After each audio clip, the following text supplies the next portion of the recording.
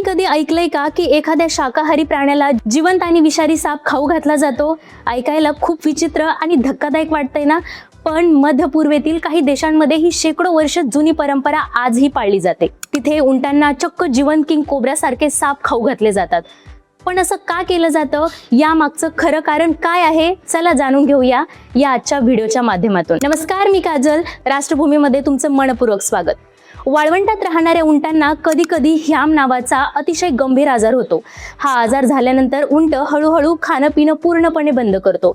त्यांचं शरीर अशक्त होतं, त्याला तीव्र ताप येतो आणि ॲनिमिया म्हणजेच रक्ताची कमतरता निर्माण होते.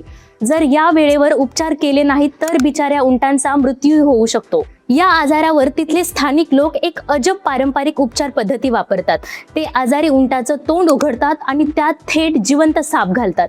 साप आत गेल्यावर उंटाला लगेच पाणी पाजलं जातं, जेणेकरून तो साप थेट उंटाच्या पोटात जाईल. तिथल्या लोकांचा असा ठाम विश्वास आहे की सापाचं विष उंटाच्या शरीरातील आजाराशी आणि संसर्गाशी लढायला मदत करतं.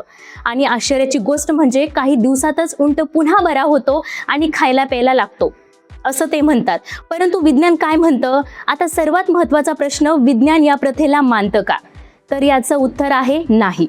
पशुवैद्यक आणि शास्त्रज्ञांच्या मते जिवंत साप खाऊ घातल्याने उंटाचा आजार बरा होतो याचा कोणताही वैज्ञानिक पुरावा उपलब्ध नाही. तज्ज्ञांच्या मते ह्याम या रोग संसर्ग किंवा कीटकांच्या चावण्यामुळे होतो. जिवंत साप खाऊ घालणं उंटासाठी अतिशय धोकादायक ठरू शकतं.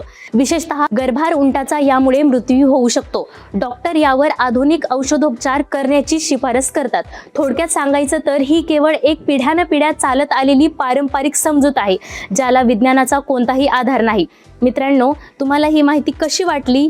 जुन्या परंपरा पाळाव्यात की विज्ञानावर विश्वास ठेवावा? तुमचं मत आम्हाला कमेंट करून नक्की सांगा. व्हिडिओला लाईक करा, शेअर करा आणि आमच्या चॅनलला नक्कीच सबस्क्राईब करा.